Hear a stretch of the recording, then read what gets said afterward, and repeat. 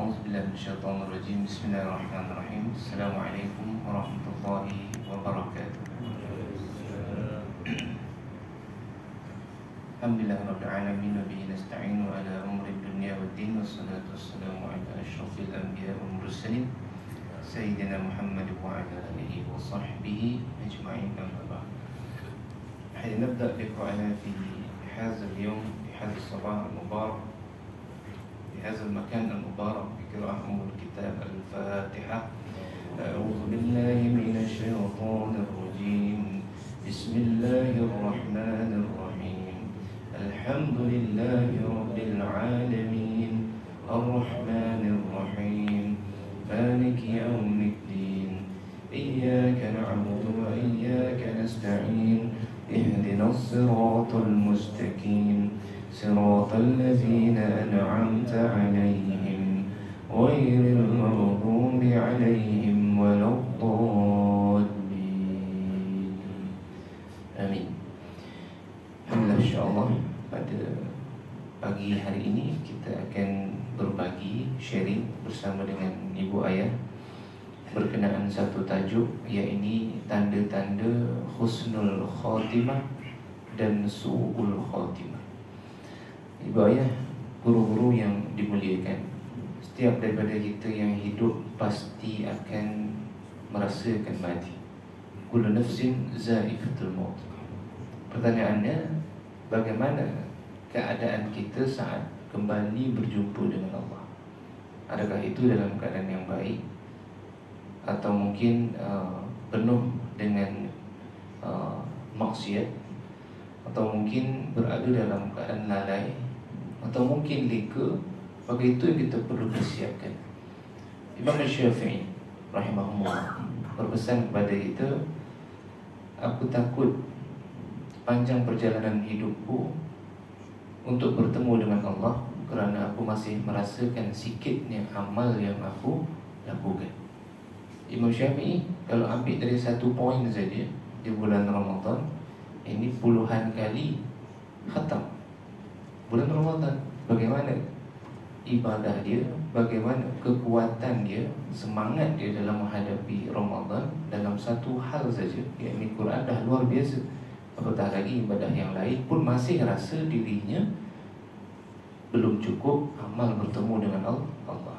Sebab itu kalau kita tengok, Allah tidak jadikan perintah amalan-amalan tertentu hanya dalam bentuk yang wajib saja. Ini diisi dengan yang sunnah juga. Pada dalam solat ini ada rawatib, yang mana rawatib itu akan melengkapkan pahala-pahala ibadah fardu yang kurang. Bagaimana kita lihat dalam zakat, wajib ada yang sunnahnya, ini infak dan sedekah. Sehingga Allah sebut dalam Quran digandakan sampai 700 kali. Ini banyak, insyaAllah, tabarakallah. Dan kita lihat juga dalam kebaikan yang Allah sebut dalam Quran, paling sikit ini dikira 10 kali. Nah, di dalam bulan Ramadan ada satu bulan, ada satu malam, yang mana malam itu khairum min alfi syahri, itu lebih baik dari 1000 bulan. Masya Allah, tabarakallah. Hanya dengan satu malam menyamai paling sedikit 1000 bulan. Jadi pahala-pahala ini yang harus kita kumpul, dan mudah-mudahan membantu meringankan perjalanan kematian kita. Nah, di sini para ulama itu telah menyimpulkan kurang lebih 8 tanda husnul khatimah berdasarkan hadis Nabi sallallahu alaihi wasallam. Yang pertama adalah mengucapkan kalimah syahadah saat dia meninggal. Daripada Muaz bin Jabal radhiyallahu ta'ala anhu bahawa Rasulullah sallallahu alaihi wasallam bersabda, "Man kana akhiru kalami," siapa yang perkataan akhir dia la ilaha illallah, dakhala jannah, maka dia akan masuk syurga. Dan ini teori yang sangat mudah untuk kita resap, tapi tidak mudah dalam aplikasi. Nah, hadis sahih riwayat Imam Abu Daud nombor hadis 3116. Dan Iblis sangat faham dengan hadis ini, dan sebab itu di akhir hayat Iblis akan cuba menggoda seseorang. Nah, jadi Ibu yang berahmati Allah, maka pastikan di dalam keseharian kita La ilaha illallah tidak hanya melekat di dinding rumah, tidak hanya menjadi hiasan di tembok-tembok, tetapi perlulah ia dipahat dan dihias di dalam hati. Ambil pelajaran seperti mana yang berlaku kepada saudara kita di Palestin. Dihantam badai peluru macam mana sekalipun, rumah hancur runtuh, habis semuanya, tapi mereka tetap kuat, bergantung hanya kepada Allah Azza wa Jalla. Dan ini yang perlu kita tiru. Mudah-mudahan kita seperti itu. Amin. Kedua, tanda husnul khatimah adalah meninggal dunia dengan kening yang berpeluh. Siapa yang pernah melihat keadaan seperti ini? Hadis dari Buraidah bin Al-Hashim radhiyallahu ta'ala an, Nabi sallallahu alaihi wasallam bersabda, "Mautul mu'min," matinya, kematian seorang mukmin, bi'irkil jabin, itu dengan kening yang berpeluh. Hadis riwayat Imam Tirmizi, nombor hadis 982, hadis sahih. Hadis ini hadis sahih. Nah, berpeluhnya kening itu bukanlah tanda su'ul khatimah ataupun akhir yang buruk. Kerana para ulama kita berkata, ia ibarat menunjukkan beratnya kematian. Dalam kitab Tanbihul Ghafilin yang dikarang oleh Imam Abu Lais As-Samarqandi, beliau menuliskan di dalam bab yang pertama, muka surat yang pertama, bahawa orang yang sakaratul maut ini tidak termasuk yang kematian itu kematian yang buruk. Ini kematian yang baik. Sakit dia seperti dililit organ kita dengan duri dan kemudian dicabut dengan kuat sehingga terkeluar semuanya. Dia boleh bayangkan sakit dia. Kita termasuk selumbar kecil je, itu rasa sakit dia tu. Subhanallah. Ni bayangkan duri yang melekat pada organ ditarik macam tu. Dan ada satu hadis yang disampaikan oleh Nabi sallallahu alaihi wasallam. Kata Nabi apa? Kalaulah haiwan dia ada ilmu pasal sakaratul maut, maka demi Allah tidak ada haiwan yang gemuk. Semuanya takut berhadapan dengan sakaratul maut, dan kita confirm kena lalu. Kita pasti kena lalu. Nah, jadi para ulama berkata kematian ni berat, tak semudah yang kita bayangkan. Nah, hingga menghadapi beban seperti itu sebagai tanda dihapuskan dosa-dosa dan ditinggikan darjah. Nah, dan ada ulama yang mengatakan bahawa itu adalah tanda yang baik ketika akan meninggal dunia. Ini tanda kedua. Tanda yang ketiga, meninggal dunia pada malam atau hari Jumaat. Nah, hadis ini daripada Abdullah bin Amr radhiyallahu ta'ala anhuma, Rasulullah sallallahu alaihi wasallam bersabda, "Ma min muslim," semua daripada tidaklah seorang muslim, yamutu yaumal jum'ah, melainkan meninggalnya pada hari Jumaat, au lailatul jum'ah, atau pada malam Jumaat, illa, melainkan Allah waqahu Allahu fitnatul qabr, Allah akan menjaganya daripada fitnah kubur. Hadis riwayat Imam Ahmad, nombor hadis 87, dan hadis ini statusnya dhaif. Tapi walau bagaimanapun, walaupun ia dhaif, masih boleh kita beramal sendiri. Jadi minta dengan Allah Azza wa Jalla agar kita Allah jemput harinya hari yang terbaik, insya-Allah. Keempat, tanda-tanda husnul khatimah. Yang keempat disebut syahid. Hanya orang yang syahid, tapi bukan syahid di medan perang. Adakah orang yang tidak syahid di medan perang? Syahid bukan yang kena masuk dalam peperangan ke? Ada 5 syahid yang disebutkan oleh Nabi SAW, dan itu tidak semestinya di medan perang. Hadis dari Abu Hurairah radhiyallahu ta'ala anhu, Rasulullah sallallahu alaihi wasallam bersabda, "Asy-syuhada'u khamsah." Orang-orang yang mati syahid itu ada 5. Pertama adalah mat'un, orang yang mati kerana ta'un ataupun wabah. Nah, jadi seperti mana wabah yang berlaku pada kita kurang lebih 2019 sampai 2021, maka itu adalah termasuk dalam hadis ini. Dan kalaulah mereka pergi dalam keadaan wabah, maka matinya mati syahid, walaupun tidak di medan perang. Nah, jadi doakan yang telah pergi kerana wabah COVID, mudah-mudahan kematiannya syahid, insyaAllah. Dua, kata Nabi SAW, mabtun. Mabtun ni apa? Butun, batnun, ini perut. Orang yang mati dalam keadaan sakit perut. Nah, mostly orang yang diganggu syaitan atau sihir, para penyihir ini akan menyerang organ perut pada tubuh manusia. Dan kalau kita lihat seperti mana yang disampaikan oleh Nabi, syaitan itu, jin itu akan menyerang manusia di area perut saat dia baru lahir. Ini saat mentafsirkan tentang kalimat al-massu dalam surah Al-Baqarah. Al-mas ni bermaksud sentuhan syaitan. Syaitan betul-betul menyentuh tubuh bayi dengan dua jarinya, kata Nabi, sehingga tembus kepada organ perut dan rosaklah perut tadi. Barulah nuqayyid lahu syaitan fahuwa lahu qarin. Barulah ada syaitan yang berdamping dengan kita. Start daripada itu sampailah kita mati. Kontrak dia sampai kita mati. Dan syaitan itu atau jin itulah yang bersama-sama dengan kita. Senang cerita, dia sebiji macam itu, cara cakap sebiji macam itu, bentuk rupa sama, perangai sama, sikap sama, sifat sama. Dan dia tahu semua rahsia kita luar dalam.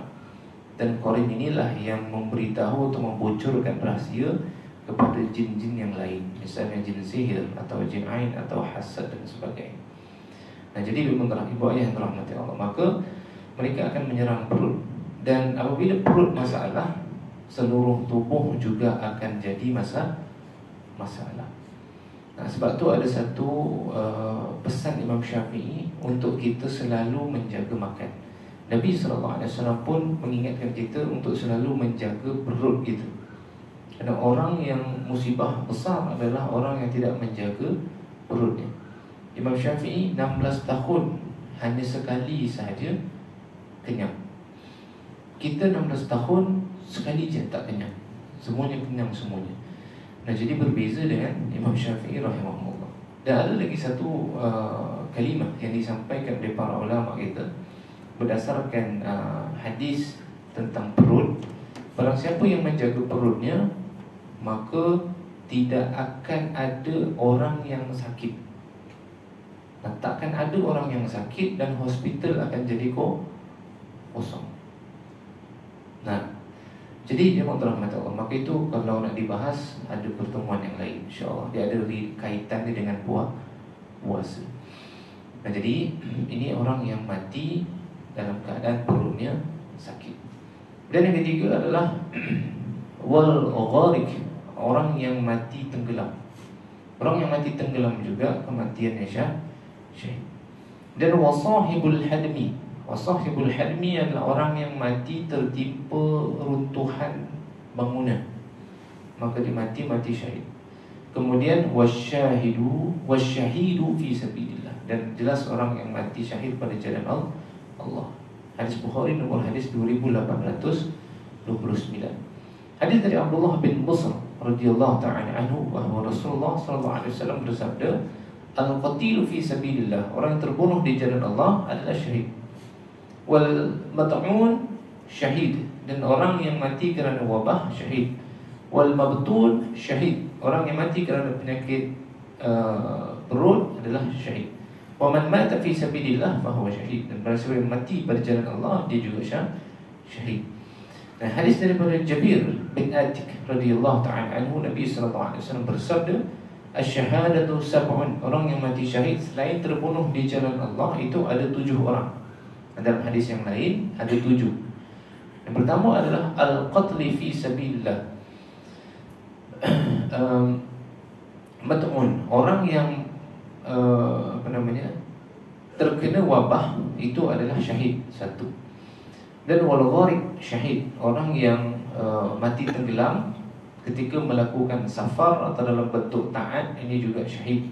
2. Kemudian wasahibu zatil jandi syahid, orang yang memiliki luka pada area perut kemudian dia mati, atau penyakit pada perut dan dia mati, itu juga syahid. Wasahibul harik, orang yang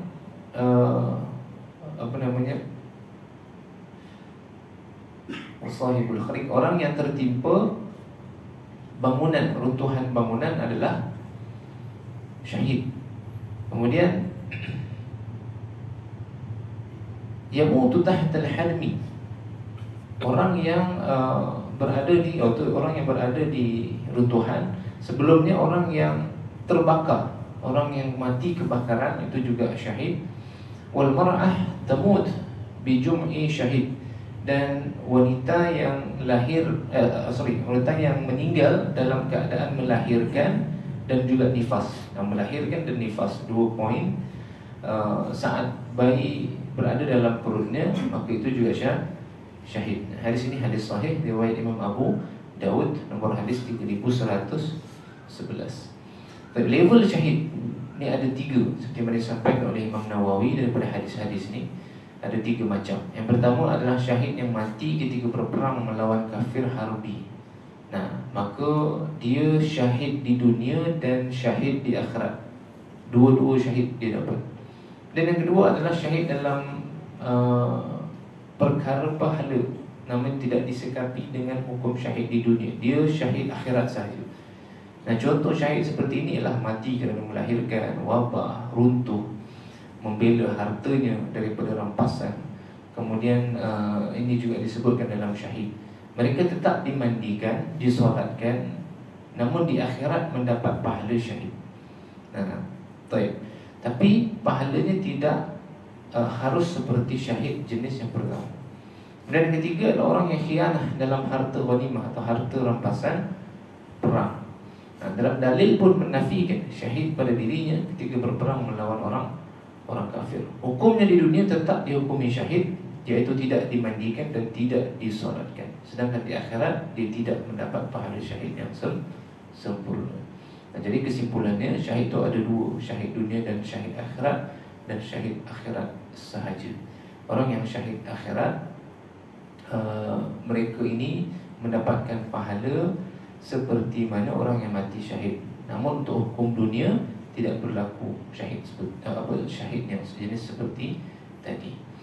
Kemudian yang kelima, tanda kematian yang baik adalah khusus perempuan. Ini khusus bagi perempuan, meninggal saat nifas ataupun meninggal saat sedang hamil. Dari Ubadah bin Samit radhiyallahu ta'ala anhu, Nabi sallallahu alaihi wasallam bersabda, wal mar'ah yaqtuluha, wanita yang dibunuh anaknya, ini ketika melahirkan, jam'a'u syahada, maka dia adalah syahid. Yajruha waladuha bisaririhi ila jannah, maka anak tadi akan menariknya dengan tali pusatnya sehingga masuk ke syurga. Hadis sahih ditulis di dalam Ahkam Al-Janais muka surat 53. Kemudian yang keenam adalah mati kerana dirompak atau hartanya ingin dirampas orang lain. Ini juga syahid. An Abi Hurairah, dari Abi Hurairah radhiyallahu ta'ala anhu, qala jaa rajulun ila Rasulullah, datang seorang lelaki di hadapan Rasulullah sallallahu alaihi wasallam. Kemudian dia bertanya, faqala ya Rasulullah, ara'aita in jaa rajul yuridu akhadha mali. Wahai Rasulullah, aku nak tanya pada engkau, bagaimana pendapat engkau jika ada yang ingin membunuhku? Membunuhku untuk merampas hartaku. Fala tu'tihi malak, maka kata Nabi, bunuhlah dia. Qala ara'aita in qatalani, bagaimana kalau dia malah membunuhku? Jawab Nabi sallallahu alaihi wasallam, qatilhu, maka kau bunuhlah dia dan engkau akan dicatat sebagai syahid. Kemudian qala ara'aita in qataltuhu, Bagaimana kalau aku yang membunuhnya? Maka Nabi menjawab, huwa fitnah, dia berada di neraka. Hadis riwayat Imam Muslim, nombor hadis 140. Dan Nabi juga bersabda, bertarunglah demi hartamu sampai kau tercatat syahid di akhirat atau berhasil mempertahankan harta. Hadis riwayat Imam An-Nasai, nombor hadis 4086. Kemudian dijelaskan lagi dalam hadis yang lain, hadis dari Abu Daud, hadis sahih, nombor hadis 4772, yakni man qutila duna malihi, barang siapa yang dibunuh kerana membela hartanya, bahawa syahid, maka dia syahid. Wa man qutila duna ahli, dan siapa yang dibunuh kerana membela darahnya atau kerana membela agamanya, bahawa syahid, maka dia juga syahid. 7. Tanda orang yang mati syahid, tanda orang yang husnul khatimah adalah meninggal kerana sedang ribat. Ribat ni apa? Menjaga wilayah daripada musuh. Disampaikan oleh Salman Al-Farisi radhiyallahu ta'ala anhu, Rasulullah sallallahu alaihi wasallam bersabda, ribat yaumin wa lailah khairun min siyam syahrin. Orang yang berjaga sehari semalam untuk menjaga daerah perbatasan daripada musuh, maka lebih baik daripada puasa berserta solat malamnya syahrin, selama sebulan. Kemudian seandainya ia meninggal, wa in mata jara alaih, maka pahala amalnya yang telah dia buat, ya'maluhu wa ajri alaihi rizquhu wa amin fattan, dia akan diberikan rezeki oleh Allah dan dia terjaga daripada fitnah. Hadis Muslim, nomor hadis 1913. Dan tanda husnul khatimah yang ke-8, ini adalah meninggal dalam keadaan melakukan amal saleh. Hadis dari Huzaifah Ibn al-Yaman radhiyallahu ta'ala anhu, Nabi sallallahu alaihi wasallam bersabda, man qala la ilaha illallah, barang siapa yang mengucapkan kalimah tidak ada Tuhan selain Allah, ibtigha wajhillah, semata-mata mengharapkan ridha Allah, khutima lahu bihadal khalal jannah, dan dia mati, dia masuk syurga. Kemudian kata Nabi, wa man shama yawman, barang siapa yang puasa, ibtigha wajhillah, mengharapkan Allah, pahala daripada Allah, mengharapkan perhatian daripada Allah, khutima lahu, dia mati, dakhala jannah, dia masuk syurga. Wa man tasaddaqa bi sadaqatik, barang siapa yang sedekah yang tadi betul-betul niat kerana Allah, khutima lahu, kemudian dia mati dan wafat, dakhala jannah, maka dia masuk syurga. Baik, ini disebutkan oleh Syekh Al-Albani dalam Al-Janaiz, muka surat 58. Jadi daripada 8 tanda husnul khatimah tadi, ada 3 sebab penting untuk kita mendapatkan husnul khatimah. Ada 3 cara untuk mendapatkan husnul khatimah. Pertama adalah dengan continue melakukan amalan, sekecil-kecil amalan, dengan berterusan, continue. Baik, kerana Allah Azza wa Jalla berfirman, innallaha la yaghfiru an yushraka bihi, Allah tidak akan mengampunkan dosa syirik yang dibawa mati, dan Allah akan mengampuni, wa yaghfiru ma duna zalika liman yasha, akan mengampuni dosa di bawah syirik bagi siapa yang Allah kehendaki. Faqad iftara isman azima, dan barang siapa yang menyekutukan Allah, maka sungguh ia telah berbuat dosa besar. Nah, jadi istiqomah terus dalam takwa dan taat kepada Allah, tauhid kita perbetulkan, insya-Allah kita akan dapatkan husnul khatimah. Dan yang kedua adalah membanyakkan doa kepada Allah agar diberi husnul khatimah. Jadi daripada sekarang harusnya kita dah minta dengan Allah, ya Allah matikan aku dalam keadaan baik, ya Allah matikan aku jauh daripada maksiat, ya Allah matikan aku dalam keadaan taat kepada Engkau, matikan aku dalam keadaan sentiasa ingat kepada Engkau. Nah, jadi dari sekarang kita kena minta dengan Allah. Kemudian yang ketiga adalah terus memperbaiki diri, improve diri setiap tahun. Kalau kita rasa susah, lebih baik setiap hari, sikit demi sikit, sikit demi sikit, sikit demi sikit, agar saat naiknya peningkatan dalam diri kita dan kita mati dalam keadaan pencapaian dan usaha yang tertinggi, insya-Allah. Nah, jadi selain daripada itu, orang yang husnul khotimah, dia punya bonus dia mendapatkan pujian manusia ketika dia sedang atau ketika dia meninggal dunia. Ibu yang dirahmati Allah, pernah tak jumpa orang yang kita tak kenal siapa dia, tapi saat dia meninggal, ramai orang yang solatkan dia. Lagi ramai orang yang solatkan kita, lagi banyak dosa kita yang Allah ampunkan. Nah, sebab tu ada pepatah Melayu kita yang berkata, manusia mati, harimau mati meninggalkan belang, manusia mati meninggalkan nama. Jadi nama kita akan terus diingat oleh orang, dan jangan sampai nama itu menjadi fitnah, bumerang datang balik kepada kita. Hadis dari Anas bin Malik, saat mereka sedang membawa jenazah, kemudian banyak orang yang memuji jenazah tadi dengan kebaikan, maka Nabi SAW bersabda, wajib. Kemudian mereka lalu dengan mengusung jenazah yang lain, kemudian mereka cerita pasal keburukan jenazah itu, maka Nabi SAW bersabda, wajib. Umar yang ada di samping Nabi pada waktu itu bertanya kepada Nabi, wahai Rasulullah, apa benda yang wajib? Nabi SAW bersabda, haza asnaitum alaihi khairan, yang kalian puji kebaikannya, fawajabat lahul jannah, maka dia masuk syurga. Wa hadza asnaitum, dan yang kalian sebut dengan alaihi syarran, keburukan dia, fawajabat lahul nar, maka wajib bagi dia neraka.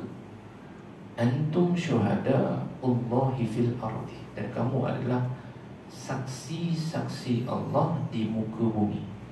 Hadis riwayat Imam Bukhari, nombor hadis 1367. Saat kita belajar tentang hadis ni, saya baca je meremang. Dan akan sampai satu hari, al-yawma nakhtimu ala afwahihim wa tukallimuna aydihim, akan ada satu hari yang mana hari itu mulut kita Allah kunci. Nah, wa tukallimuna aydihim, tangan kita akan terbuka, bercakap. Wa tukallimuna aydihim wa tashhadu arjuluhum bima kanu yaksibun, dan akan jadi saksi. Ibu ayah ngeri kalau kita tak berhenti daripada maksiat dan dosa. Sebab apa? Tangan akan jadi saksi, mata akan jadi saksi, kaki akan jadi saksi, kepala kita akan jadi saksi, telinga akan jadi saksi, everything, semuanya akan jadi saksi saat berhadapan di mahkamah Allah. Kalau kita masuk mahkamah dunia, saksi itulah yang akan menentukan kita selamat ke tak dalam hisab dunia, dalam mahkamah dunia. Nah, saat di akhirat juga nanti, saksi ini jugalah yang akan menentukan kita selamat atau tak di hadapan mahkamahnya Allah yang maha adil. Subhanallah.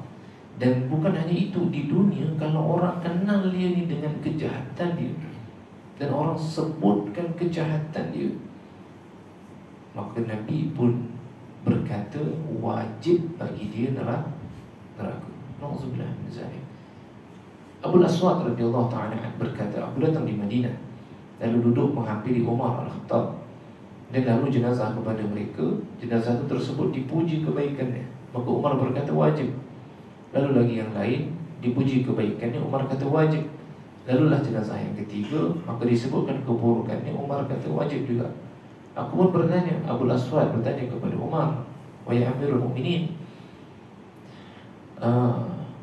aku mengatakan seperti mana yang disampaikan oleh Nabi SAW, ayyuma muslimin syahidalahu arba'ah, Muslim mana saja yang disaksikan kebaikannya oleh 4 orang, bi khairin adkhalahullahu al-jannah, maka Allah masukkan dia ke dalam syurga. Lalu berkata, bagaimana kalau 3 orang? 3 orang pun sama. Bagaimana kalau 2 orang? 2 orang pun sama. Kemudian kami tidak bertanya lagi kepada beliau tentang 1 orang. Nah, hadis ini sahih, disampaikan oleh Syekh Ahmad Syakir, hadis riwayat Imam Ahmad. Nah, jadi jemaah rahmati Allah, maka jaga nama baik kita sewaktu masih hidup. Jangan sampai orang ingat dengan keburukan. Nauzubillah min zalik. Baik, maka pergi pada poin yang terakhir, iaitu sebab su'ul khatimah.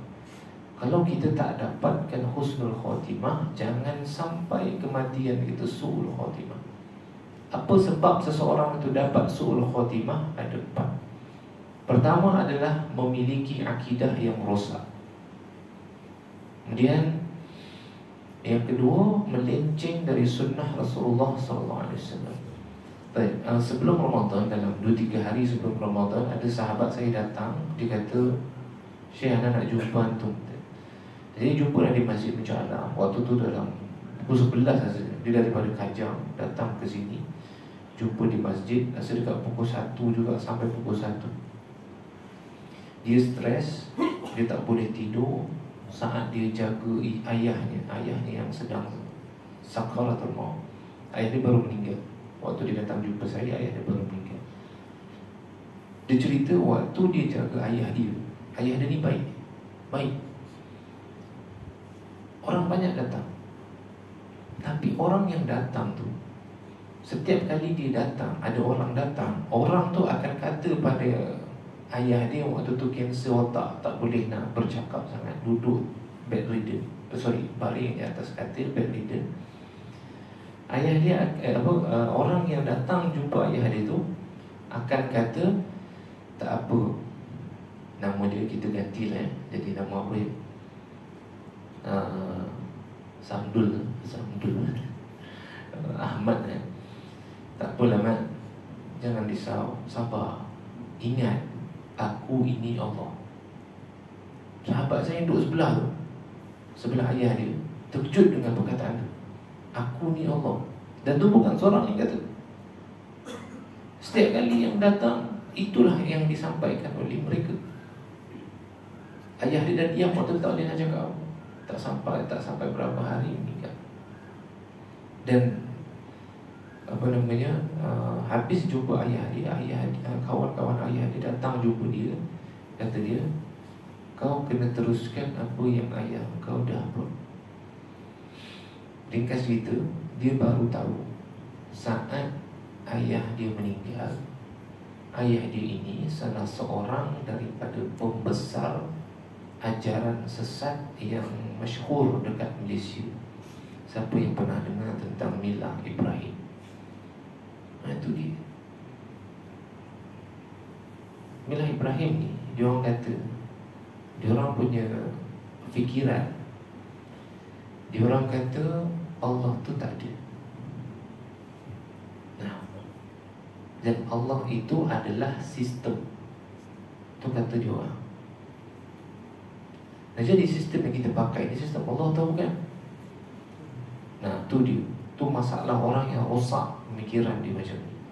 Dan untuk pengetahuan ibu ayah, mereka sekarang ni dah siap buat kitab mereka sendiri menggantikan Quran.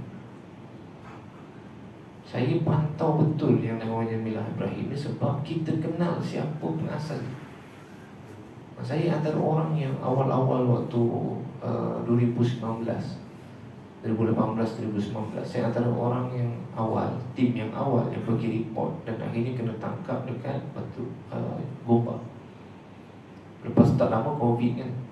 Jadi yang ditangkap tu bukan owner dia, pengasas dia. Itu hanya kambing hitam. 7 orang tak silap saya. Pengasas dia lari pergi mana? Sabah, duduk Sabah 2-3 tahun, dan baru datang balik sini. Ditangkap juga sekali di Kuantan. Kemudian bebas, dia tak mengaku, dibebaskan dalam pantauan. Dan dia suruh budak-budak dia buat kerja. Dan untuk pengetahuan, antara yang besar dan kuat termasuk di Bukit Kapar ni buaya. Tak jauh daripada jalan dusun ni. Betul. Hati-hati. Selalu minta Sebab kita tak nak mati kita dalam keadaan tauhid yang lari. Bahaya. Jadi sebab tu tambah ilmu. Jangan cari guru yang salah. Sebab mereka akan approach kita dengan Quran. Mereka akan approach kita dengan Quran. Okey, antara saya bagi spill sikit lah soalan-soalan yang diorang ni akan tarik masuk pada kita. Antaranya gini, kitab Allah ada berapa? Jangan tanya. Kita pun sebut berapa?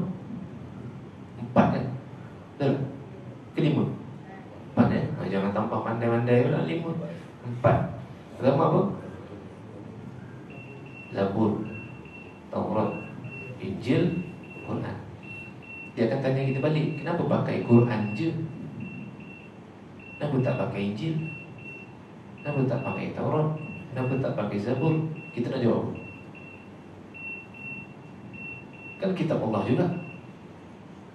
Tak boleh Quran je. Kan Nabi kata, dia akan twist macam tu pula. Kan Nabi kata,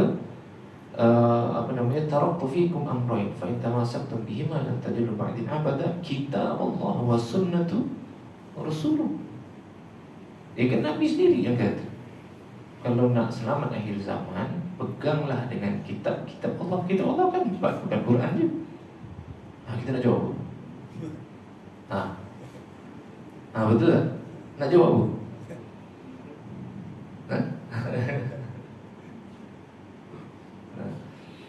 Baik.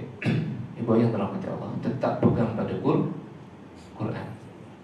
Saya balikkan balik. Kita umat siapa? Muhammad kan?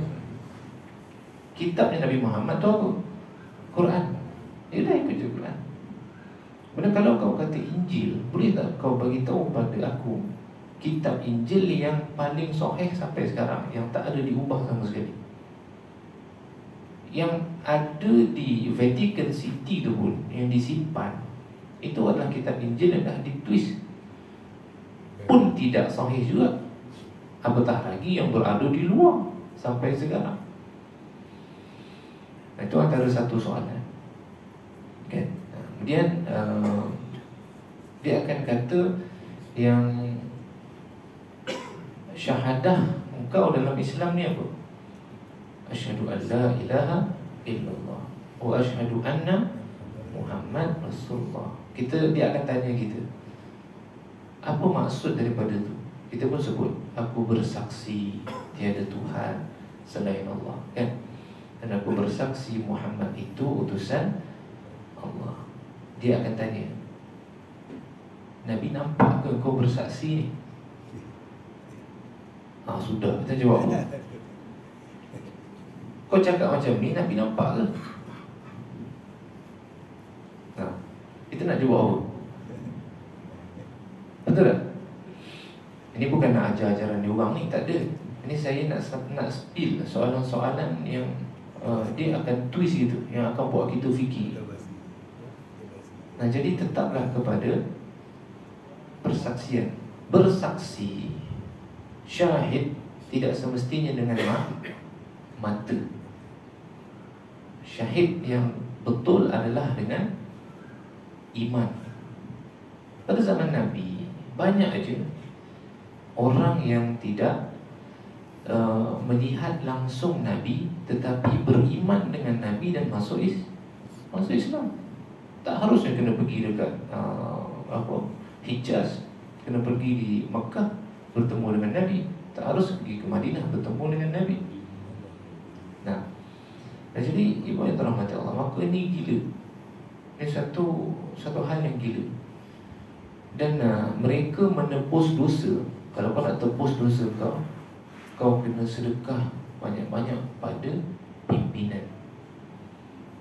Dan paling sedikit 30% dari gaji. Itulah kau punya solat. Pula dah, solat dengan sedekah dia campur.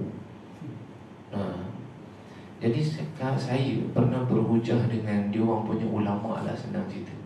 Ulama diorang kan, Mila Ibrahim. Dia kata pergi haji tu macam sembah berhala. Kau sembah batu, kau kata kau sembah Allah, tapi kenapa kau pergi buat haji tu macam kau sembah, sama macam kau sembah berhala, kata dia. Berhala kan dari batu, Kaabah tu batu, kenapa kau sembah dia? Kenapa kau pusing-pusing solat kat situ? Saya jawab balik, mudah je. Kau ikut ajaran Ibrahim kan? Sebab dalil dia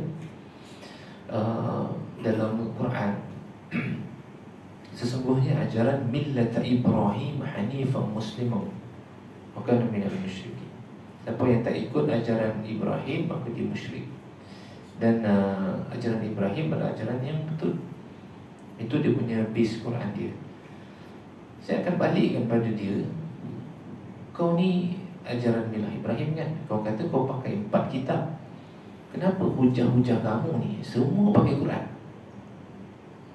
Kenapa tak pakai Injil? Kenapa tak campur dengan Taurat dan Zabur? Dia tak boleh jawab. Kemudian waktu bahas pasal Kaabah tu, sama juga haji kan? Kaabah umrah haji sama juga. Kau milah Ibrahim kan? Ikut ajaran Nabi Ibrahim kan? Siapa yang buat Kaabah tu? Saya tanya pada dia orang, siapa yang buat Kaabah tu? Nabi Ibrahim. Lah tu kenapa tak ikut? Nabi Ibrahim buat haji kan? Diam dia orang ni. Kalau boleh guna kekerasan, memang saya dah banting dia orang macam ni. Betul Allah. Jadi ibu yang terhormat, hati-hatilah dengan ajaran ni. Dan ingat, mereka bergerak underground.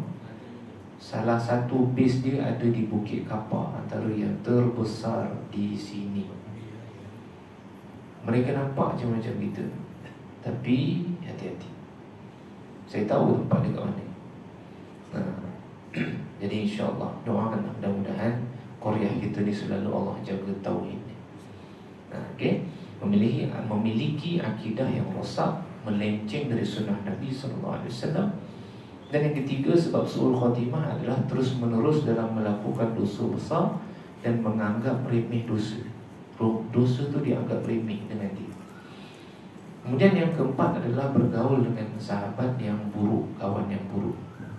Nah, jadi kata Nabi SAW, hadis sahih, as-sahibus sahib, kawan ni menarik. Kalau kita tak boleh menarik, kita ditarik oleh kawan. Sebab tu ibu ayah nak tengok anak kita macam mana, tengok kawannya. Jangan tengok anak si baik je, kat rumah. Kenal kawan anak kita kenal. Macam mana perangai dia. Kalau kawan anak kita baik, insya-Allah anak kita akan jadi baik. Dan kalau sebaliknya, itulah sebalik. Kerana ini hadis Nabi SAW. Nah, jadi ibu yang dirahmati Allah, maka inilah di antara beberapa tanda seseorang itu dalam keadaan kematian yang baik atau kematian yang buruk. Dan mudah-mudahan kita sentiasa dalam keadaan yang baik, insya-Allah. Dan saya doakan semua ibu ayah, kakak abang jemaah di sini, Allah berikan kematian yang husnul khatimah, insya-Allah. Amin ya rabbal alamin. Baik. Jadi usai sudah pertemuan kita pada pagi hari ini. Jadi insya-Allah sebelum ditutup, ada sedikit iklan ingin kami sampaikan. Nanti fil wara atau di belakang rasanya kami ada buat jualan sikit lah, insya-Allah. Cuma ada banyak juga yang dah habis produk kita, tapi tak apa. Kami bawa madu macam biasa, madu tualang, RM50 saja satu botol. Maka boleh kita amalkan, kerana kata Nabi SAW, alaikum bisyifa'ini bil asal wal Quran. Hendaklah kamu cari penawar segala penyakit dengan madu dan Quran. Nah, jadi cara betul menjadikan madu itu ubat adalah di ruqyah. Di ruqyah combine dua tu, madu dan Quran combine.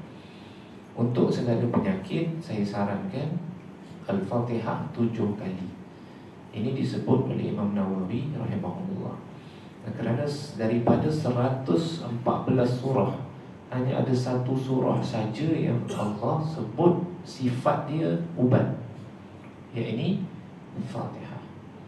Nabi pun dalam banyak hadis ini menyembuhkan luka, menyembuhkan racun, menawarkan racun itu dengan Fatihah. Jadi insyaAllah di belakang kami bawa madunya. Asal 9 botol saja, siapa yang cepat dia dapat insyaAllah.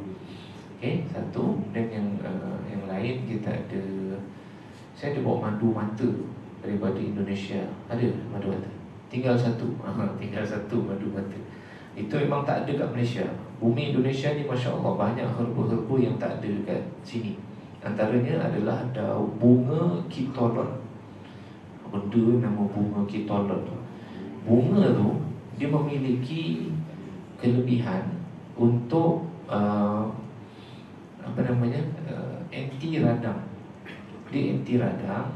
Kemudian dia mampu membersihkan selaput-selaput yang berada di lapisan luar mata. Jadi siapa yang try, rasanya ada tester pun kat belakang. Siapa nak try, tu boleh lah insyaAllah. Try dulu, letak je dekat mata. Yang tak kat hidung lah, batal lah. Tu madu, memang herba asli. Madu dicampur dengan bunga kitolok tu, direndam. Jadi jemaah saya ada yang pakai 2 kali, 2 botol maksudnya. Alhamdulillah, dari selaput mata katarak dia tu teruk, izin Allah dah boleh melihat dengan jelas berbanding sebelum, izin Allah. Jadi dari saya bawa banyak, tapi tinggal satu.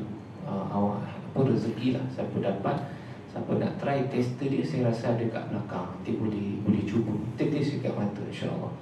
Tapi standby tisu nanti tengok air ni yang keluar warna apa. Sebab nanti lepas titis, mata kita ni berair. Ada yang keluar warna putih, ada warna kuning, ada yang jernih, bening, macam-macam lah. Jadi boleh try kat luar insyaAllah. Kemudian kita ada apa lagi? STMJ, susu telur madu jahe. Tu dah siap sachet, jadi tinggal diminum saja. Itu untuk menghangatkan badan dan area perut. Kalau di Jawa itu mereka buat sendiri, susu, telur, fresh milk dengan campuran telur, kocok, campur madu, campur halia. Itu mantul, insyaAllah. Panas badan tu sedap, rasa badan tu sedap. Tapi kalau nak try, boleh. Tapi minumnya maghrib dan zuhur, insyaAllah. Kemudian ada apa lagi? Ada macam-macam lah dekat belakang tu. Tapi tengoklah mana rezekinya. Baik.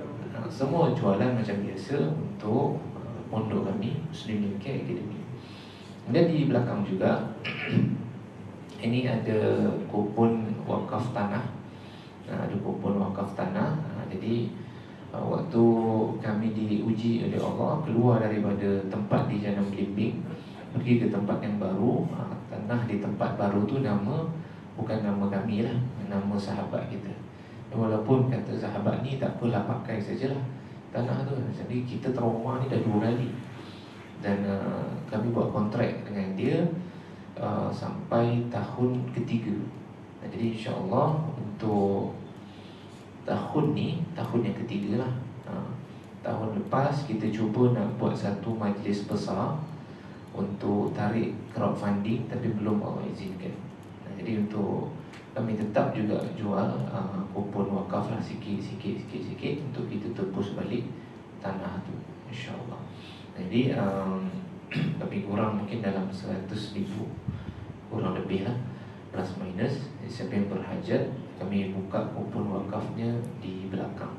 Mudah-mudahan wakaf kita di bulan yang mulia ini dilipat kali gandakan sebaik mungkin dan sebanyak mungkin, insyaAllah. Di belakang tu ada. Kemudian siapa yang nak taja anak-anak kami iftar, sangat dialu-alukan. Ada kurang lebih 20 hari lagi, tak silap saya lah, ada 20 ke 19 hari, 19 hari lagi yang tidak ada tajaan. Satu hari 300. Tapi ada jemaah yang dia dah ada seorang individu, dia ambil 100 setiap hari. Jadi tinggal 200 lah satu hari. Atau siapa yang berhajat untuk taja semampunya, boleh, tak jadi masalah. Nanti boleh bagi nama Allah Ya Raham atau Allah Ya Rahamah, yang kita niatkan pahala infak tu untuk dia. Kalau yang dah tak ada lah, InsyaAllah nanti kami akan buatkan tahlil dan bacaan Yasin setiap malam, InsyaAllah. Jadi sekali tajaan itu InsyaAllah kita dapatkan pahala 40, hampir 40 orang punya puasa pahala puasa. Dan itu juga pahala continue selagi mana dia hidup. Sebab apa yang dia makan, hasil sumbangan kita kan jadi darah daging. Setiap kali orang tu ibadah, setiap kali itu juga pahala mengalir pada kita. Apatah lagi di tempat kami hampir setengahnya, lebih daripada setengah ini termasuk dalam asnaf. Baru-baru ni masuk 3 orang lagi anak yatim. Ini Masya Allah memang luar biasa. Sebab anak-anak yang masuk ni akhir-akhir ini banyak yang ada masalah psikosomatik, iaitu masalah psychological issue. Jadi kami di Mahat ni bukan kami didik dari ilmu sahaja, tapi kami nak didik daripada sudut psikologi juga. Anak yang baru masuk ni, sebab dia tak boleh terima ayah dia pergi sebab asbabnya sihir, meninggal asbab sihir. Maknya pula jadi, mohon maaf jadi gila kerana melihat suaminya yang pergi dalam keadaan macam tu. Anak tu jadi masalah. Anak dia jadi masalah. Ni sampai tahap ni tangan ni, kanan kiri semua berhiris. Sebab saya tengok waktu tu. Jadi Alhamdulillah dah 2 bulan masuk di tempat kita. Semakin lama semakin ceria. Semakin lama semakin ceria. Dia masuk awal-awal di pondok kita, dia nampak apa? Perempuan bertelekung duduk sebelah dia, seolah-olah dia ni mayat. Ada nampak pocong. Dia kata dia kena ganggu. Saya maksud saya kena ganggu.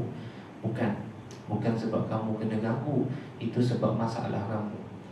Apa yang kamu nampak tu kematian kan? Dalam diri kamu ni dah mati dah sifat kasih dan sayang. Dalam diri kamu ni dah mati dah sifat-sifat kebaikan.